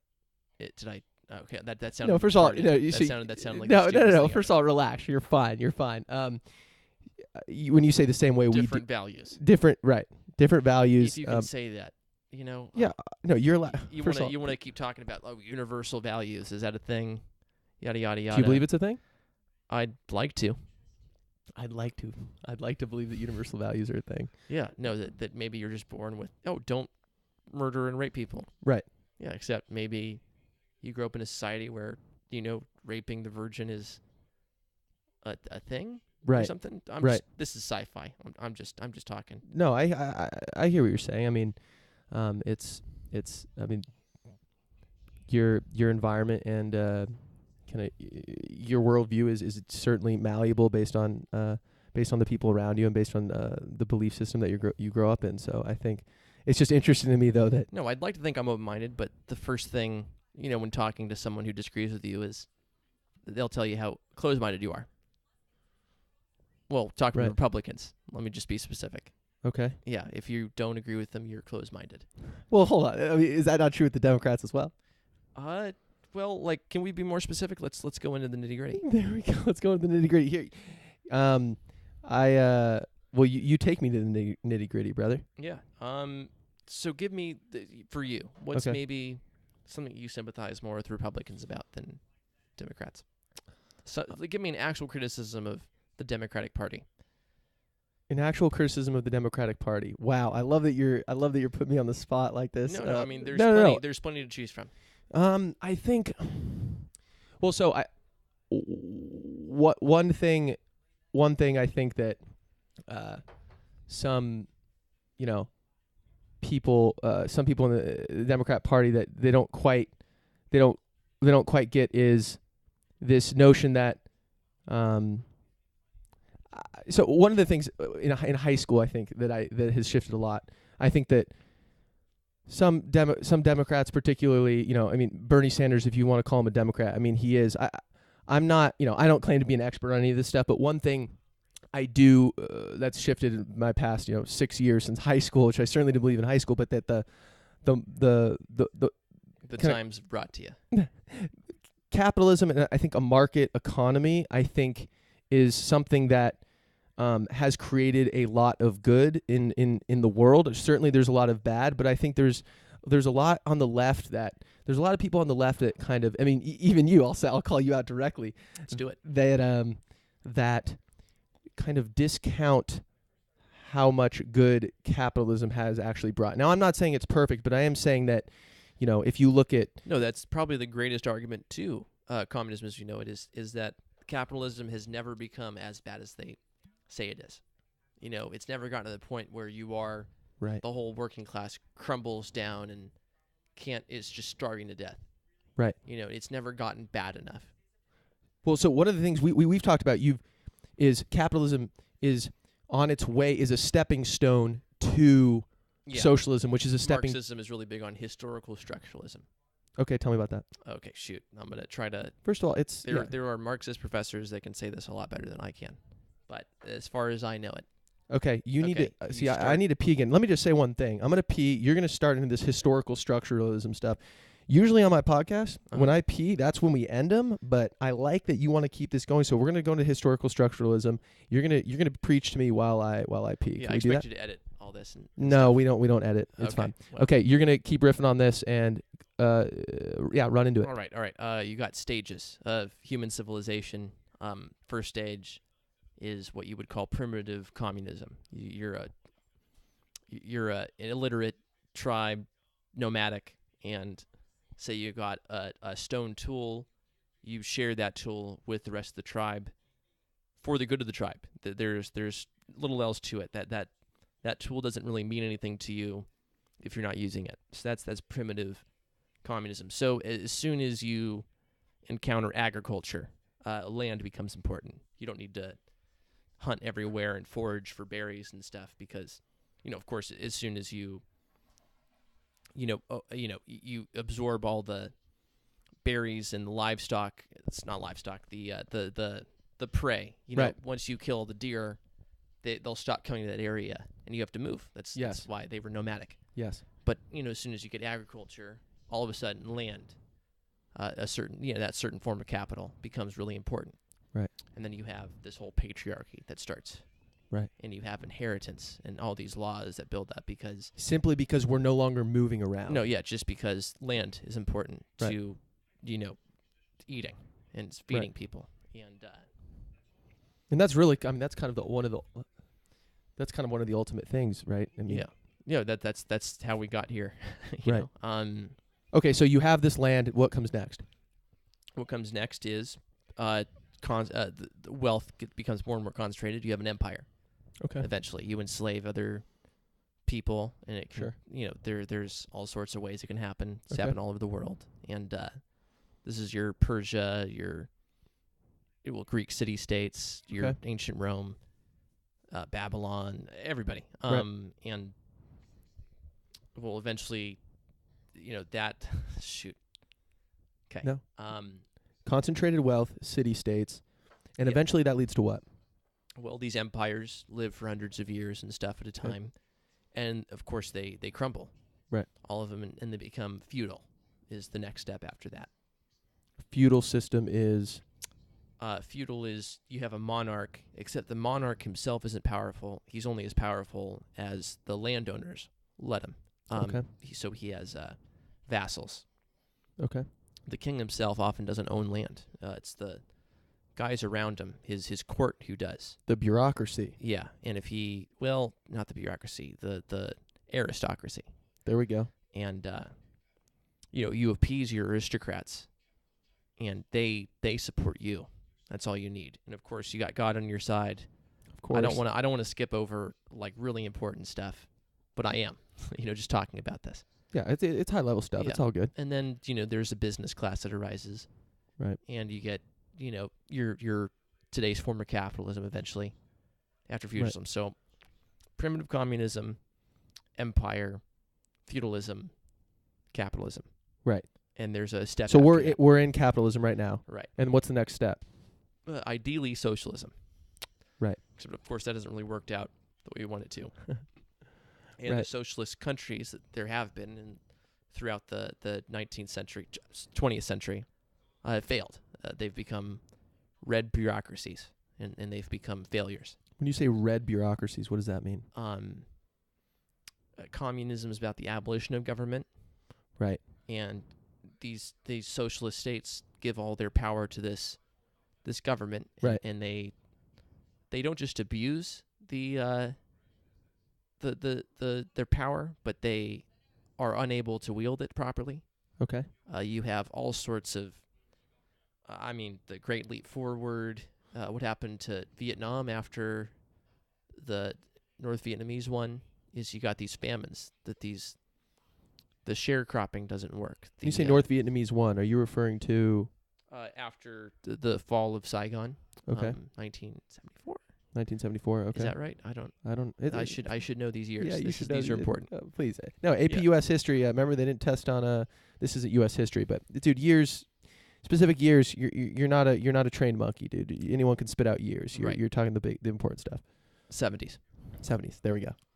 And first of all, I'm ignorant. Vietnam War? Are you saying is this obviously Vietnam War is before the 70s, but Vietnam did this relate to that at all? How did that? Yeah, no, same thing. Okay. America left, and basically we half-assedly tried to support the South. Okay. Without any American forces physically being there. Right. And it failed big time. Right. A whole lot of things. Check out Ken Burns' documentary. I'm going to hold your mic for you. Thank you. Open the beer. There we go. Perfect. Alrighty. Okay. Okay. So. Yeah. I'm just yamming around about stuff. North Vietnamese. So I want to get to. You're saying that the next step after capitalism is socialism, and then it hasn't so far. You haven't seen examples so far where it's worked out. You just gave two examples: Great Leap Forward in Vietnam, Great Leap Forward, of course, in China.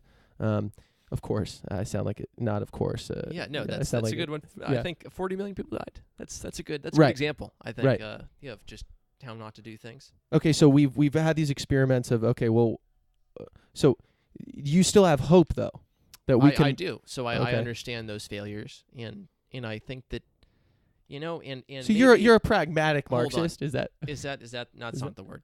I don't like that word. Okay. Hold on. Maybe I'm not a Marxist at all. Maybe I'm just, whatever benefits everybody. Okay. Okay. Well, actually, And- something I do want to ask you about specifically, because this whole benefit everybody thing that we've kind of gotten in arguing about this is, you think, for example, wages, people should get paid the same whether you're a manager or whether you're working on the assembly line or whether you're whatever you're doing at this company. You think wages should be the same? Do you? To each according to his needs, to each according to his ability, was the idea. I didn't mean to not include the women folk. Right. They should, Version 2. yeah. Right. They'll update it. So tell us what do you mean by that? No, it's a vague term that doesn't really have any sort of, how do you pay Bill Gates if he's got no incentive to do that, or to make windows, or to, for Exactly. guys to make rockets, or Right. Exactly. there is a serious problem with that, with innovation. So you think that these innovators should they be compensated more than people that don't take risks like this? Well, after reading a lot of sci-fi, Okay. Oh yeah. So after reading some, okay, continue. I think what we can do is maybe if we can. I'd like to say that maybe if you take away all the pay and everything, Okay. say that you got all the food and all the shelter you needed, Right. all the happiness you needed, you could just spend all your time building up your personal relationships and absorbing really shit Planet of the Apes 70s TV shows and Right. stuff. That's the ultimate goal. Right. Personal relationships and Planet of the Apes reruns. Yes. Say you do all that. That should be the purpose, because everything's automated. Everything's being provided. Right. Okay. So Okay. what you're essentially saying is Yeah. we can get to a technological point that where we can then something like That's what I'm hoping, except, what I'd like to think is those innovators would innovate as an art by themselves. Except, can I guarantee that? well, what it sounds like to me is you're kind of talking about a point where we get to a technological singularity where we kind of have Not even that far. Okay. I'm saying almost today. almost today. Okay. You could automate everything. Right. A lot of the I mean, where I work and everything. Right. I mean, I'm worthless. I know that sounded awful, but listen, Right. I don't create anything. Okay. If, as far as the economy is concerned, if I died today, my impact would be nothing. I don't create anything. I don't bring any sort of happiness to a person's life. I work at Barnes and Noble at a retail. You don't bring any happiness to anyone's life. I'm sure there's So maybe yeah. there's some pleasant No, I people. see. Right. I see what you're saying. So as a right. No, okay. I don't do anything for anyone. My impact on society is negligible. All the work that I put into something Okay. doesn't come out any, fine. Maybe your books are all in order Right. alphabetically. Right. But the only people I benefit are, the CEO of Barnes and Noble, the board of trustees or something. Right. So you feel like you're just totally working for No, the man. I'm a tool, I'm a tool. and yeah, that's something kind of difficult for me to. I Okay. feel like I do spend all my time. I do focus. A lot of people don't think about that sort of thing, that aspect. No, I work towards nothing. I work to work. Right. And I think that's a waste. Right. Well, you so when you work to work, you work for a paycheck. I work for a paycheck, Right. and the only reason I don't quit right now is because of how bad it would look for me not to have a job, and I'd be letting down my fellow worker. I think is So it's not just the board of trustees. You're saying your fellow worker, meaning the people you work with. no. If I call in sick, Yeah. because I'm hungover or something like that, Right. I am putting more Stress on them. on them. Yeah, this has happened before where I think you were up really late one time, and you talked about, well, I got to go to work. I got to get up at 4 a.m. I'm like, dude, what are you talking about? And it was, I forget exactly, but That happens a lot. that happens a lot. And you don't call in sick. No, never. Even when I am sick, often. Interesting. So, that's so fascinating to me. Someone that kind of views this system as in a negative light, let's say, you will still say, no, I am going to show up. Part of it might be like, I don't want to piss off my manager. Okay, You know, sure. That's something. But Sure. even the manager, some of the shift managers, I do feel sympathy for. and I feel sort of bond, kinship. Right. Am I allowed to say that? Of course. You work with them, brother. Of Yeah, course. except they are, sort of supervisors, and as supervisors, they kind of suck. Okay. As all supervisors do, not them specifically. As all supervisors do. Right. And so it is hard to rectify my two views on the world. Right. How do I care about my fellow worker and despise what we're working for? Right. I guess that's no. I mean, deeply philosophical. Well, I do think it makes sense though, still, because you're in this. You feel like you're in this struggle, if you will, whatever you want to call it, with your comrade, if you will, My comrades, yeah. Your comrades, and they're in the same position as you, and you're not trying to make anything harder on them than it needs to be.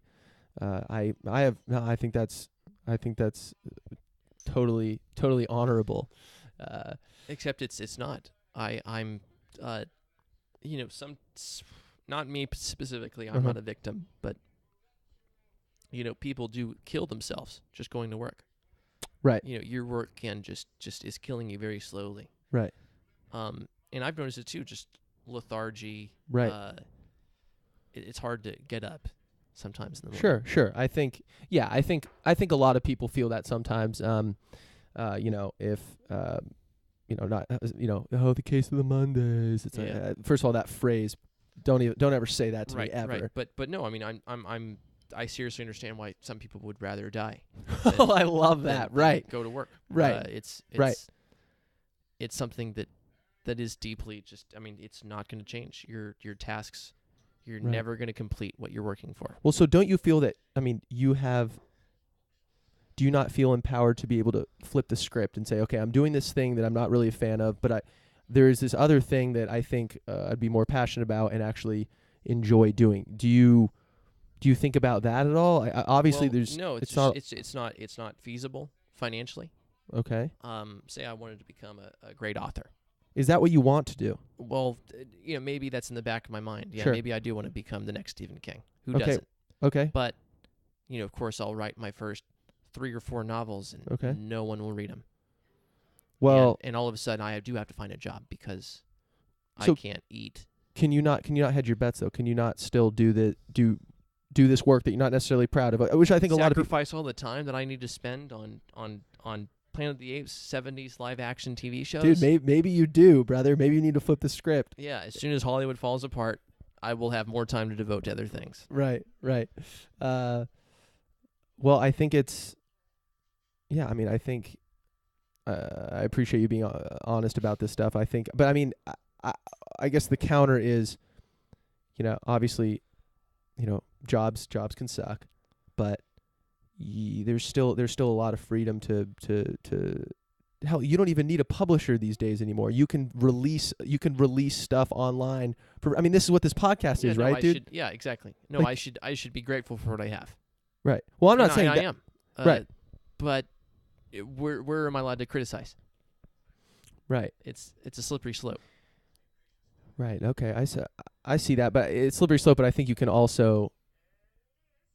still criticize. I think that's actually one of the big hard things about life in general is a lot of times we're all, people are in very, not all. Very many people. I would consider myself in a fortunate position growing up. I would consider you in a fortunate position growing up, just by the fact that we went to we were able to go to school. We had enough food on the table. That stuff. Yep. No militias killed our families. Exactly. So to justify that with also, okay, I'm very fortunate, but at the same time, here's all these things that I think are absolutely wrong and that need to change. So it's kind of this dual thing that I think everyone struggles with. You need to appreciate, but you also need to be willing to call things out and say, no, this can be improved. So I think that's kind of the human condition, no? So I think that's perfectly healthy.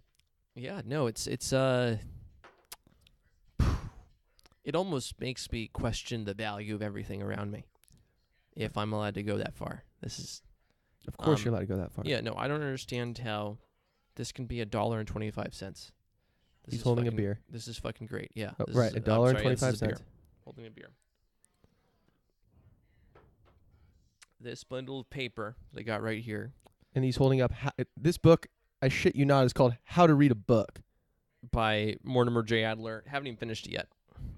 But well, it's about how to read different books in different ways. Right. So say you got some shit fiction to listen to or to read through. So you just speed read that shit. You speed read that shit. You just Right. find the good tidbits and stuff. Right. Maybe a children's story has a certain amount of cultural capital. Right. You got to read it. Right. Even though it's a children's goddamn book. Oh, You know, damn. like you're going down the rabbit hole. Right. Don't spend too much time on that. Right. And then there's, you analytically got to read other things. Sure. How does that go with, and there's different ways to read maybe a science book or Shakespeare. Right. Poetry. Right. And I feel like I've already kind of done that, but with movies and TV Right. shows. How many books are you reading at once, typically? It's disgusting. I don't even know if I want to say it. Well, so do you have the same approach with books that you always need to finish them? Of course. Okay, so you'll be reading multiple,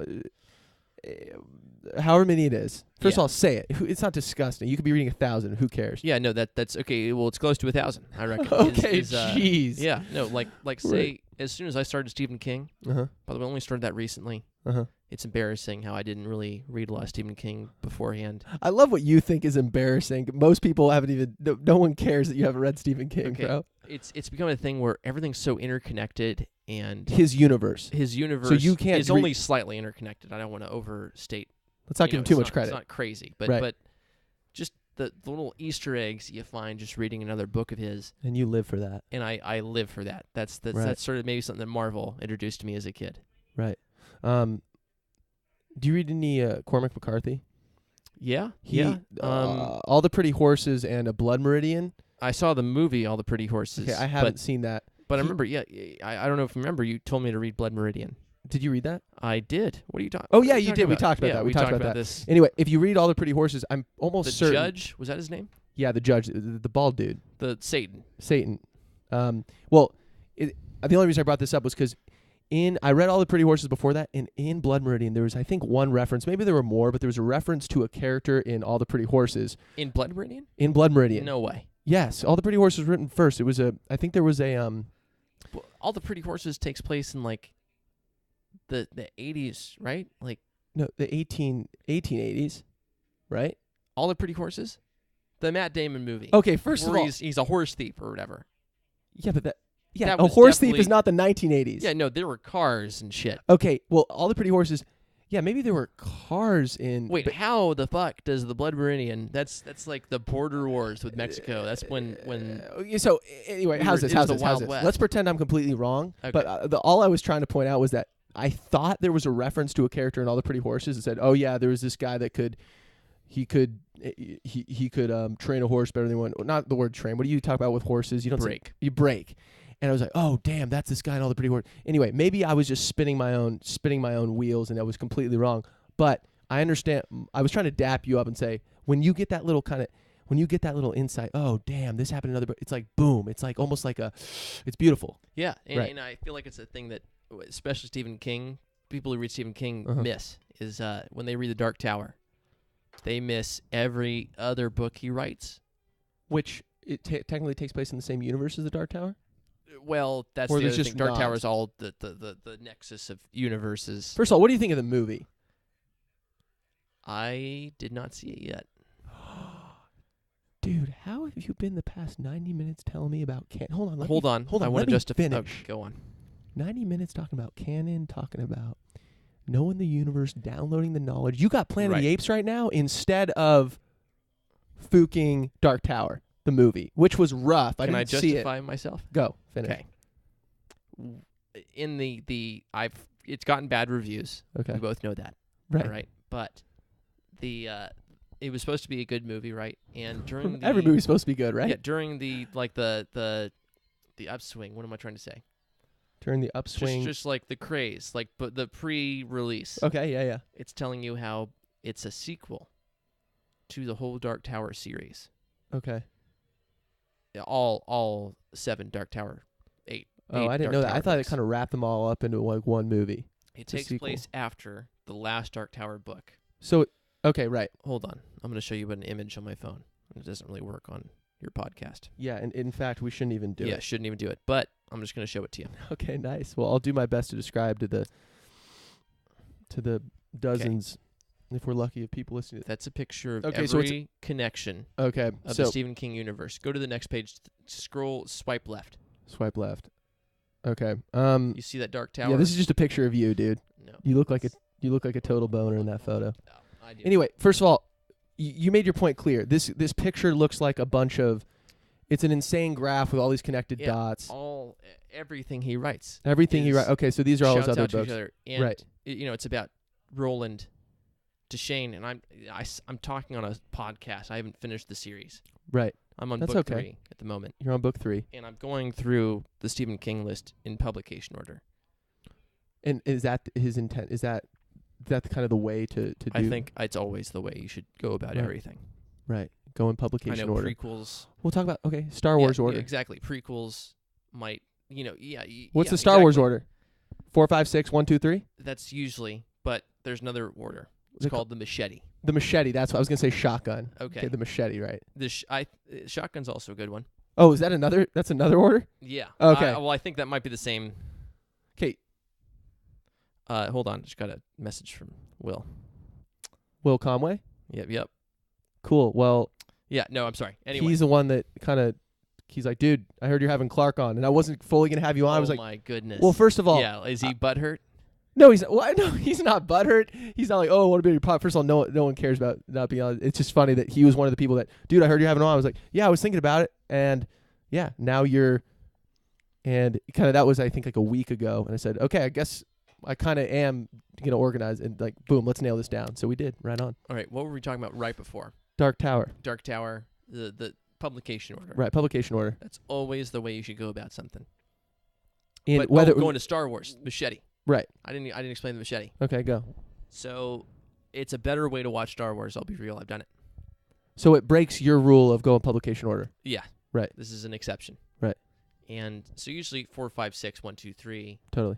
or 1, 2, 3, 4, 5, 6. Right. One or the other, as long as you're getting the full story. Is Right. the idea. There's another way.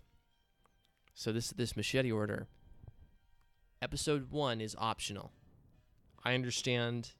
In your universe, criticism. nothing's optional. Exactly. Right. So that's a cop. So you've already lost me because I Okay. subscribe to the Clark methodology. In this case, Okay. we'd keep episode 1. Okay. Unfortunately, you have to start with episode 1. Okay.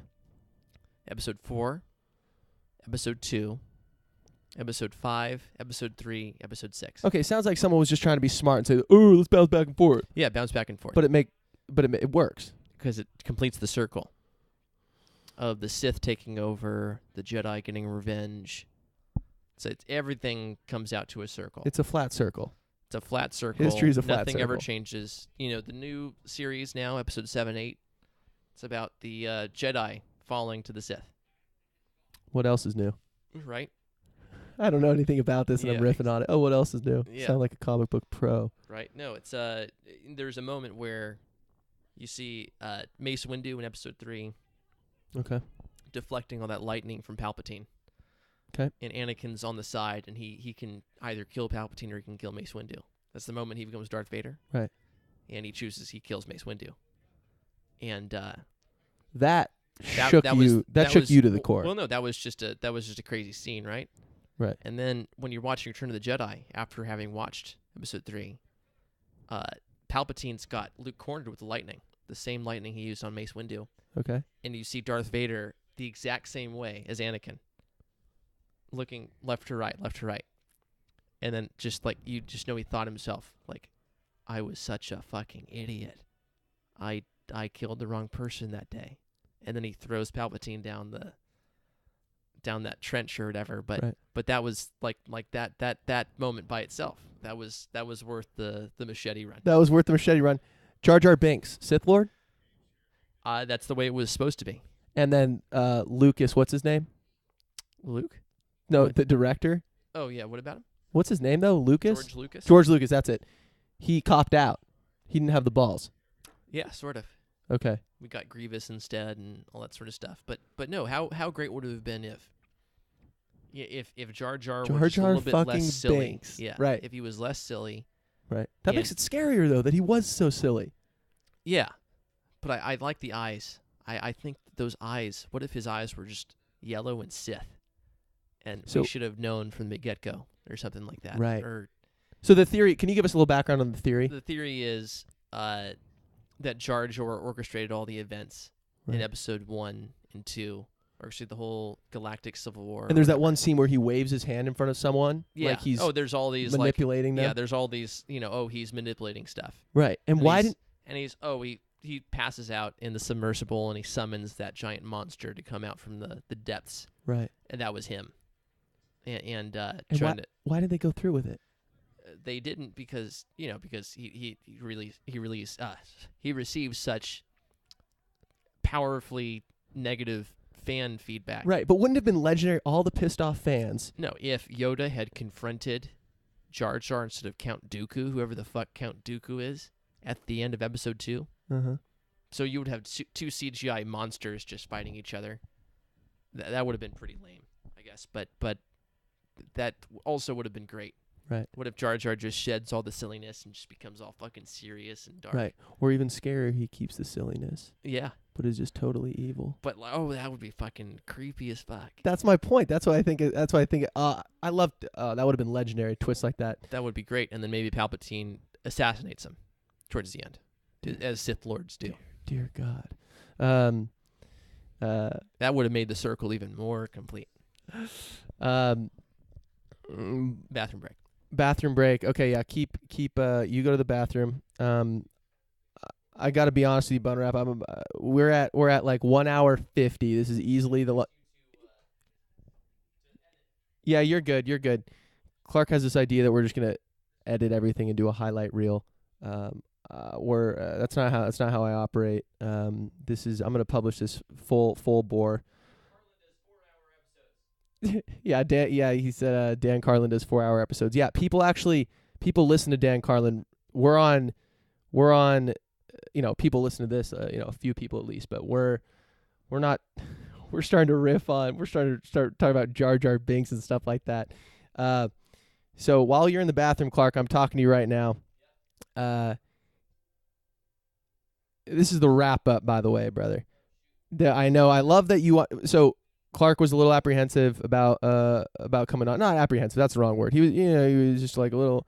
Should I do it? And I'm always nervous before these things. That's all good. But so it's now he's just fully in riff mode, and this is exactly what I wanted because once Clark gets going on something, you just gotta every now and then check in with a statement or a question, and that'll just keep the fuse lit, and that'll just keep him going. Clark, I thank you as you are in the bathroom right now, though you can hear me, so it's all good. I thank you for coming on here, being honest.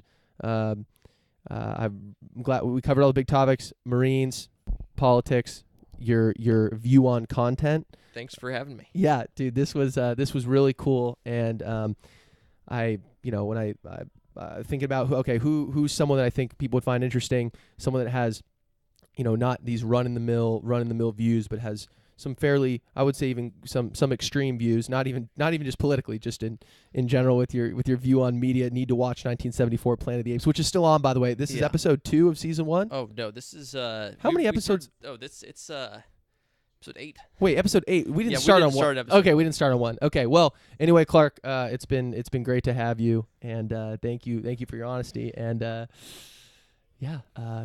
keep it up, brother. Keep grinding, and I look forward to seeing where you end up. Anytime, bud. There we go, brother. Thanks a lot.